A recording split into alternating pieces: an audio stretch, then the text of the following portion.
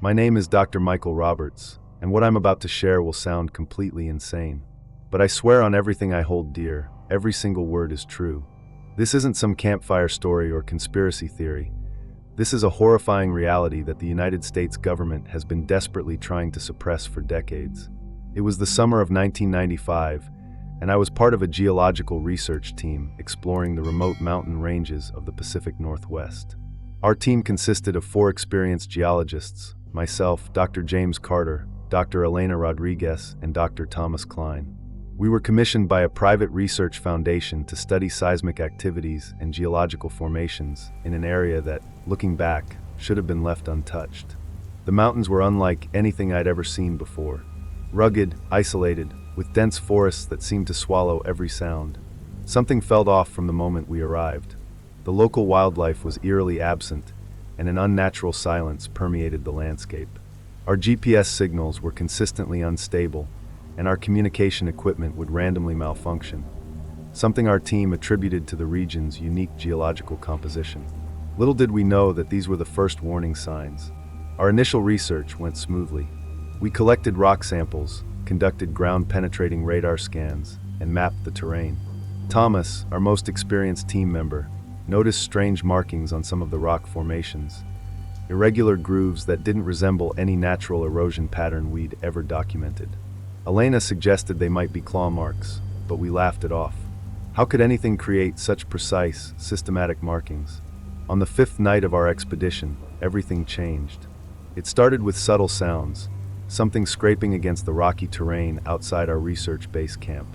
James, always the most rational among us, tried to rationalize it as mountain wildlife. But the sounds were too deliberate, too methodical to be any animal we recognized. Around 2:37 a.m., we heard the first scream. It wasn't human, nor was it animal. It was a sound that defied description, a mixture of a high-pitched wail and a guttural growl that seemed to vibrate through our very bones. Thomas was the first to grab his flashlight and rifle. As our lead researcher and ex-military personnel, he always insisted we carry protection in remote areas. What happened next will haunt me for the rest of my life. In a matter of minutes, something, I still can't definitively describe what, attacked our camp. The speed and precision were inhuman. Thomas was torn apart before he could even raise his weapon.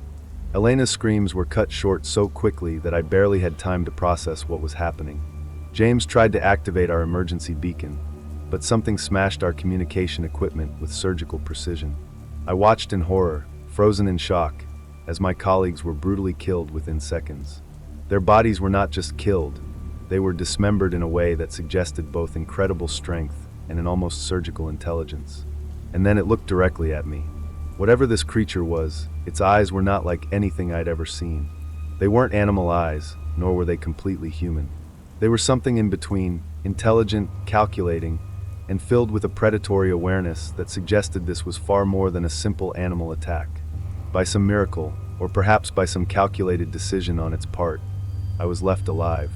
Alive to tell a story that no one would believe. When the rescue team arrived 2 days later, they found a scene of total devastation. Our research equipment was destroyed, our bodies mutilated, and absolutely no trace of what had caused this massacre. The government's investigation was a joke. A simple wildlife attack, they said.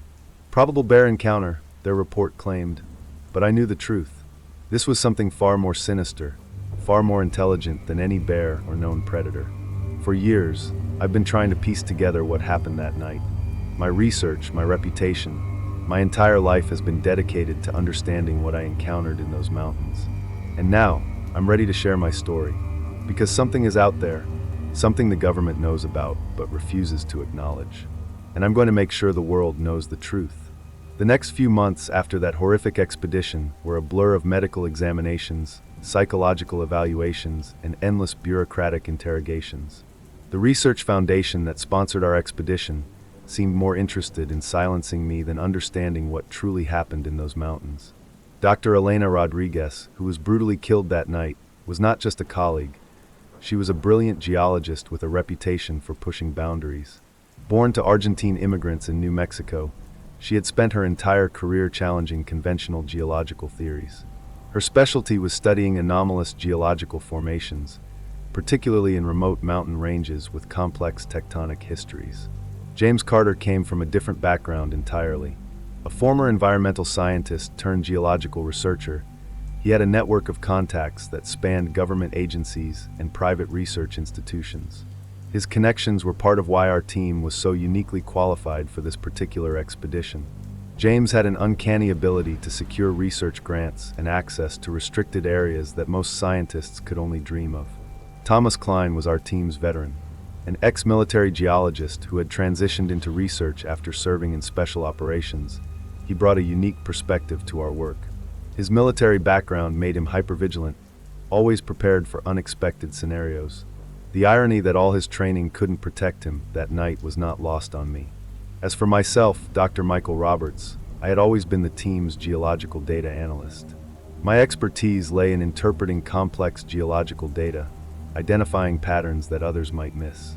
Before this expedition, I was known for my meticulous research and conservative approach to scientific hypotheses. The mountain range we were exploring was located in a remote part of Washington state, an area with a complex geological history. Preliminary satellite imagery and geological surveys had revealed unusual rock formations and unexplained seismic activities. The region had a history of Native American legends about forbidden territories, stories that most scientists dismissed as folklore. Local indigenous communities had long spoken about a mountain spirit that protected certain areas, warning outsiders to stay away. These weren't just simple myths passed down through generations. The stories were specific, detailing encounters with something that was neither human nor animal, a guardian that protected sacred land. Our research foundation had been particularly interested in this area due to several unusual geological anomalies. Seismic readings showed irregular underground movements that didn't align with standard tectonic plate theories. Satellite imagery revealed strange heat signatures and electromagnetic disruptions that couldn't be explained by natural geological processes. What we didn't know then, what I'm only beginning to understand now, was that these anomalies were not geological. They were signs of something else, something watching, something waiting. The equipment we were using was cutting edge. Ground-penetrating radar systems, advanced spectral analysis tools, and custom-designed geological scanning devices.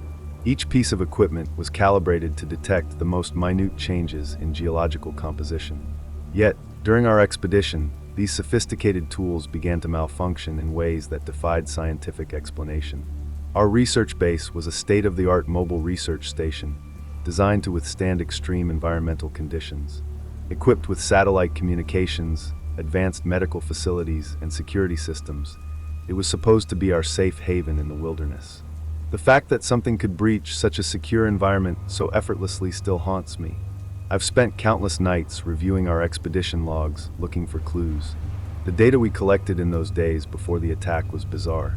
Unusual mineral compositions, unexplained electromagnetic readings, and geological formations that seemed to defy the laws of natural rock formation. Elena had been particularly excited about a series of rock samples we collected. She believed they showed evidence of some form of advanced molecular restructuring, a concept so radical that it would have revolutionized our understanding of geological processes. Those samples disappeared along with her that night. As I sit here, compiling my research and preparing to expose the truth, I can't help but feel that we were never meant to discover what lies hidden in those mountains. Something is watching, something is waiting, and I intend to make sure the world knows about it. After months of bureaucratic stonewalling, I began to realize that my survival was not a coincidence. Someone or something wanted me to live, to be a messenger. My attempts to publish our research findings were systematically blocked. Scientific journals rejected our preliminary reports, citing insufficient evidence and unverifiable claims.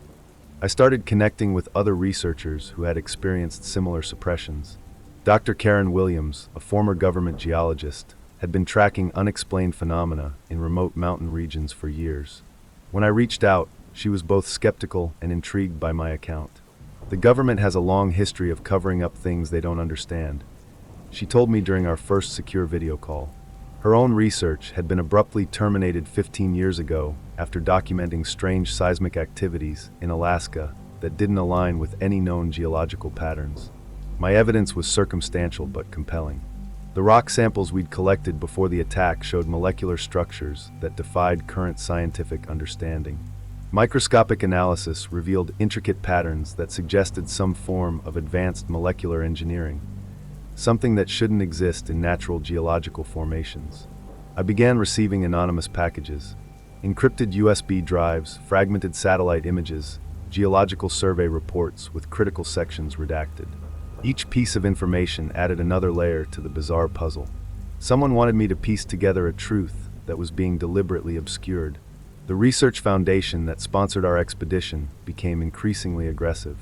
Lawyers sent threatening letters demanding I cease any public discussions about our expedition. My academic credentials were subtly challenged, with whisper campaigns suggesting I was suffering from post-traumatic stress. But I knew what I saw. I knew what happened to my colleagues. Dr. Williams introduced me to a network of researchers who had similar experiences. Geologists, environmental scientists, and military personnel who had encountered phenomena that defied conventional explanation. A pattern emerged: remote locations, unexplained casualties, government suppression. One particular contact, a retired Navy SEAL named Jack Harrison, shared a chilling story. During a classified operation in the Cascade Mountains in 1989, his team had encountered something that wasn't human. They lost 3 team members in a single night, with official reports describing it as a training accident. The pieces were slowly coming together, forming a terrifying mosaic of a reality most people would refuse to believe. My personal life began to unravel as I pursued this investigation. My wife, Sarah, a respected biochemist, initially supported my research. But as the pressure mounted and strange incidents began occurring, she grew distant. Our home was broken into twice. Nothing was stolen, but documents were carefully examined. Our personal computer was accessed remotely, with sophisticated hacking techniques that suggested government-level intervention. Sarah couldn't handle the constant tension and paranoia. "Michael, this is destroying us," she said during our final argument. "You're chasing shadows, risking everything we've built." She left 6 months after the expedition, taking our daughter Emily with her. The custody battle was brutal, with my mental stability constantly questioned.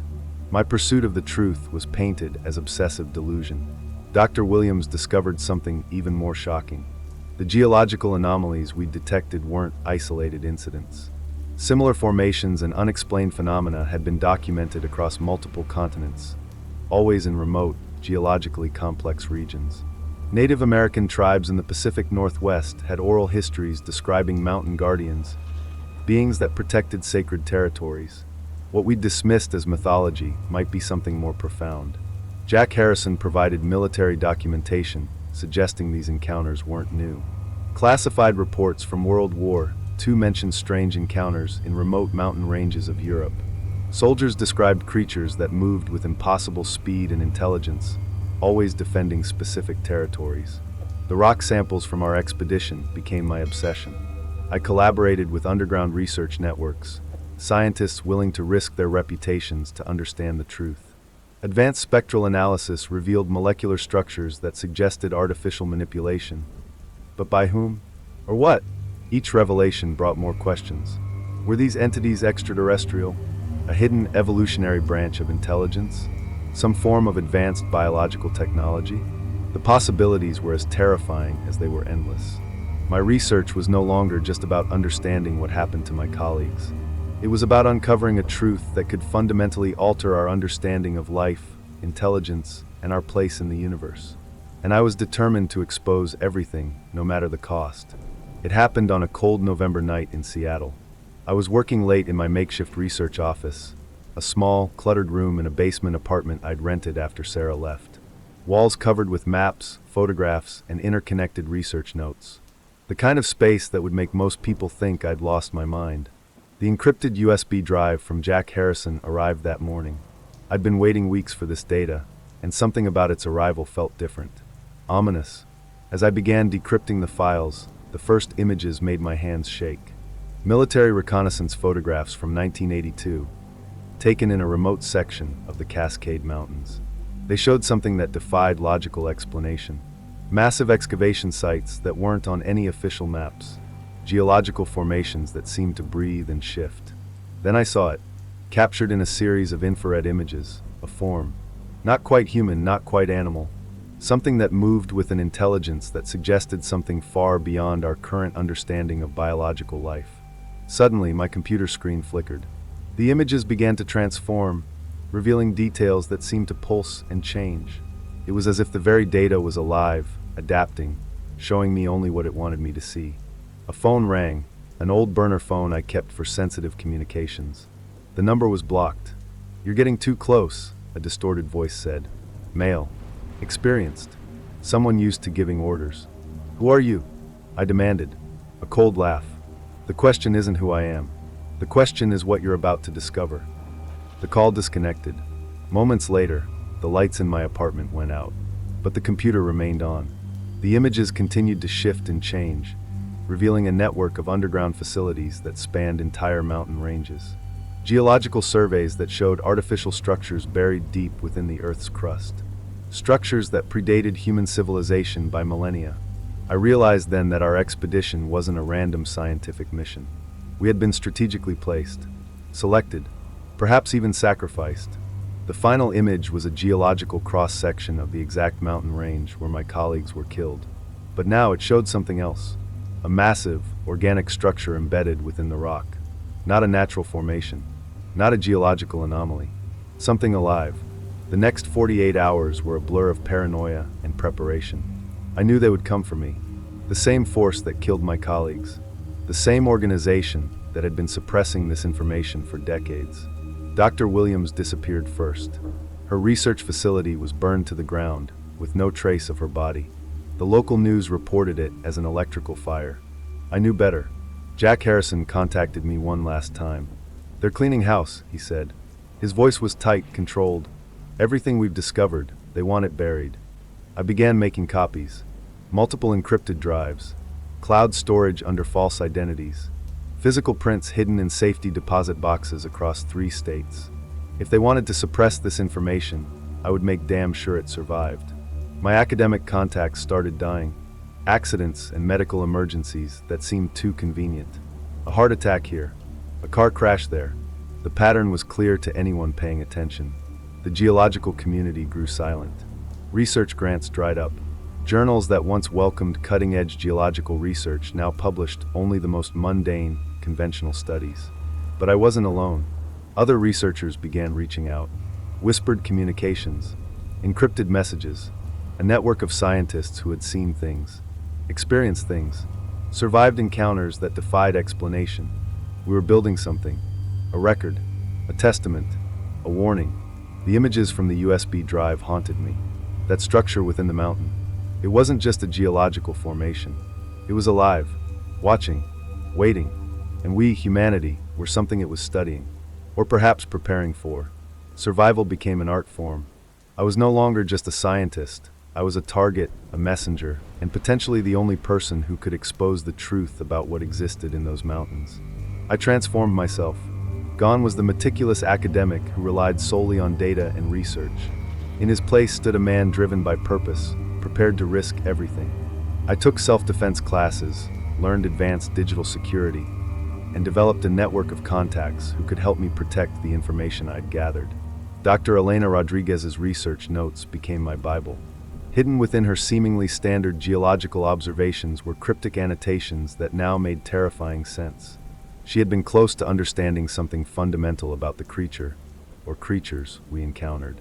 Her marginal notes suggested they weren't just biological entities, but something that existed between different states of matter and consciousness. I sold most of my possessions, moved frequently, used multiple identities.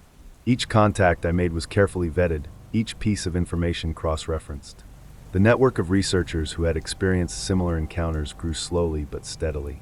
We were a scattered, paranoid community, united by our impossible experiences. Jack Harrison, before his disappearance, taught me crucial survival techniques.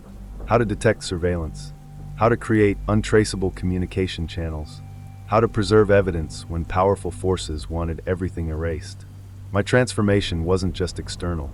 I was learning to think differently, to see the world not as a series of predictable scientific phenomena, but as a complex, potentially hostile ecosystem with layers of intelligence we hadn't begun to comprehend. The geological anomalies we discovered were more than just scientific curiosities. They were evidence of something profound, a form of intelligence that could manipulate geological structures, that existed on timescales incomprehensible to human understanding. I began documenting everything, not just for potential publication, but as a record. A testament. If something happened to me, the truth would survive. The final pieces of the puzzle started coming together through an unexpected source. Native American tribal elders from the regions surrounding our original expedition site. An elder named Joseph Running Deer contacted me through a secure communication channel. His tribe had oral histories that spoke of mountain guardians, entities that protected sacred territories long before human civilization. "What you encountered is older than your science," he told me during our first meeting. "Older than our oldest stories." His information revealed a complex mythology that aligned disturbingly well with our geological and archaeological findings. These guardians were not simply creatures or biological entities. They were something that existed in a state between matter and energy, capable of manipulating geological structures. The mountain range where my colleagues died wasn't just a geographical location.